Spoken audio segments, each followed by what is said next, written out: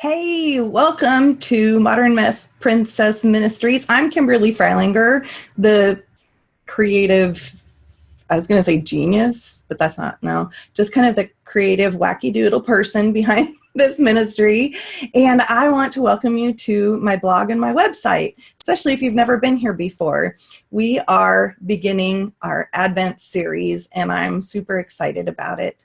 The first week that we are talking about is the week that's labeled Hope. And you're probably here because you saw my process video on YouTube. And I'm going to talk a little bit about why I did the art in my Bible those ways, because it was intentional and it was very specific. And so here you're getting the message of the heart behind the art.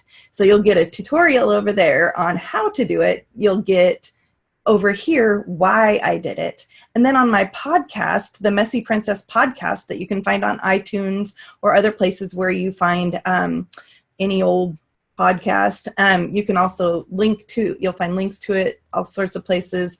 And if you go ahead and sign up for my Advent series or any of my emails, you will get a link to that podcast directly, and all of our Advent content. So, but the podcast is going to be talking about kind of bringing the scripture alive and talking about why I threw us all the way back into the Old Testament to talk about Christmas, because you'd think we'd start off with the story of Luke, right?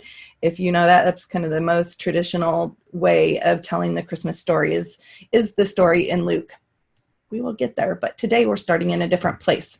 So I want to show you first this drawing. Let me see if I'm doing this right. Okay, so I want to show you my first drawing here and why I did what I did. So this is a psalm. It is Psalm 13:12, I believe. And I'm looking that up to confirm it in my Bible because I painted over the verse. So I picked this because I love the saying. And I think the saying applies to us humans today as much as it applied to Jesus and as much as it applied to Abraham. And we're going to go there next. So a hope deferred makes the heart sick, but a longing fulfilled is a tree of life. Now, I love that because I don't know if you are like me and you've ever had a dream that's been deferred or delayed, or you're in the middle of a waiting season and you don't know why God isn't answering your prayers. And you know that heart sickness, right?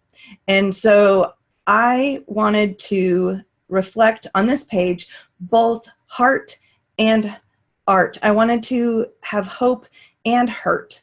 And so how I did that is I took the pink paint because I teach art journaling, and I call it heart journaling because you start to learn about who you are through the use of art and color and lines and all that kind of stuff. And I know for me that hope looks like kind of bright pinks and reds. Those are colors I associate with the word hope or joy or excitement, love, those kind of words. So I just splashed paint all over the page because I want to focus on the hope. But when you're in the middle of waiting for something that God's promised, or waiting for an answer to prayer that you're hoping is going to be what you want it to be, or anything like that, we also get heart sick. And so I wanted this page to be really messy because I find that the human condition is a messy one. And when we are waiting on God for unanswered prayers or promises that he gave us, it can be really hard to wait, right?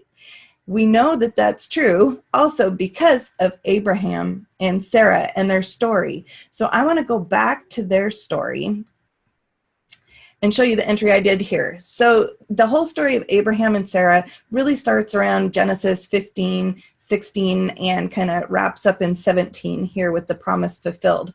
But they had a hope deferred, and they made a mess of it. Makes me feel a little better that that God uses really messy people. So I don't know about you, but that's hopeful right there.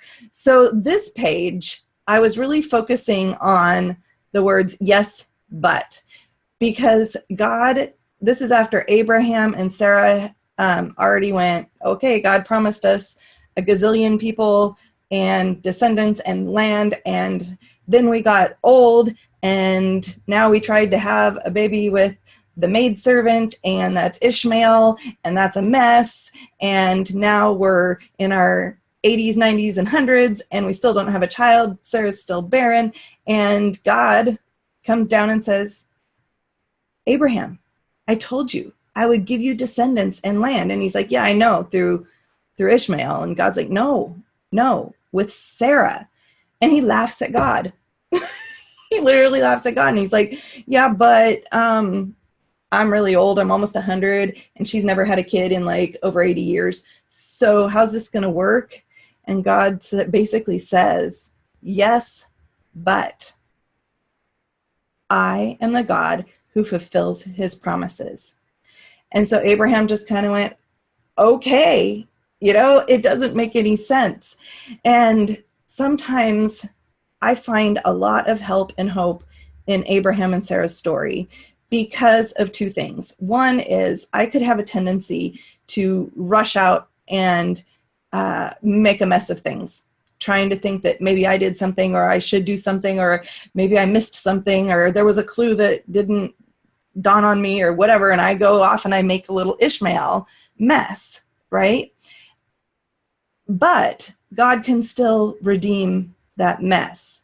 Or sometimes my mess isn't as big as an Ishmael-sized mess. Maybe it's just a messy heart, and I just get frustrated, and I get maybe depressed or anxious or confused, or I wonder, disappointed. Disappointed, I think, is one of the biggest things we wrestle with as Christians.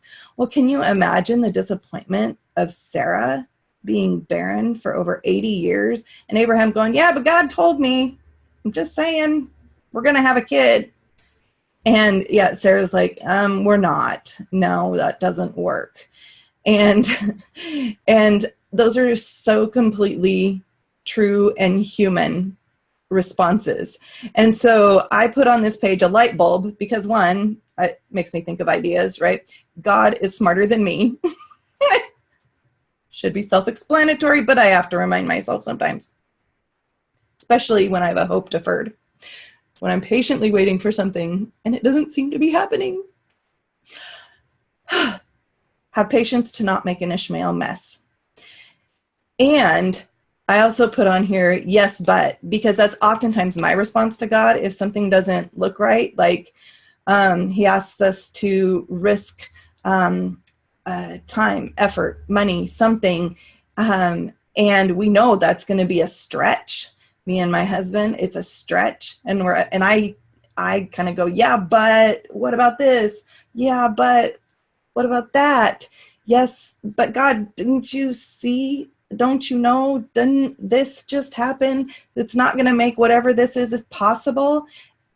So I say yes, but God comes back with, yes, but Kimberly, I am God. And I can do things that you can't even imagine. You can't even fathom. So would you just sit back and relax and trust in me? Because he is a God, as I stamped on this page, of promise and provision. And when he states a promise, he doesn't go back on his word. He doesn't. And that is evident throughout Scripture, and it's been evident throughout my life. Now, maybe I don't always get what I want the way I want it from God. I don't always say, hey, God, yeah, I'd like this to happen. And it doesn't turn out that way. But he always is working for my good, right? Romans 8:28. He turns all things good for those who believe according to his purposes and his plans, his will, his ideas. That light bulb, his ideas. Yeah, I got to wait for his ideas. So I don't know if any of you are like me and you get impatient, but Abraham and Sarah sure did. And I know the Jewish people sure did as they were waiting for the coming Messiah. There was an impatience. I'm sure Mary, as she was traveling along the road to Bethlehem, got impatient as she was very pregnant and very uncomfortable. I'm sure Joseph was a little anxious during the whole thing too. And that his wife was going to be pregnant, but not with a man. Yes, but.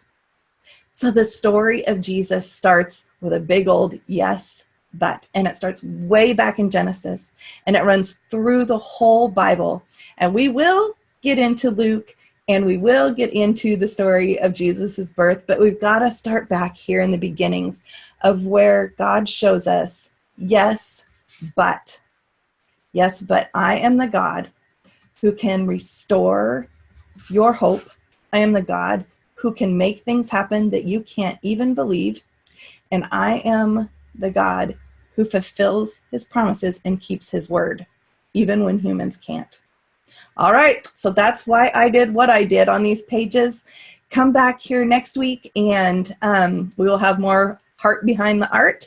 And but for you, I want you to go now and be creative, whatever that means to you. If you do Bible journaling, if you do art outside of a Bible, if you do music, if you write poetry, if you cook, if whatever your creative outlet is, I want you to do that and just think about hope and hope deferred, because I think that's a place where we can really get lost as humans, is when our hope is delayed or deferred or feels ignored or disappoints us.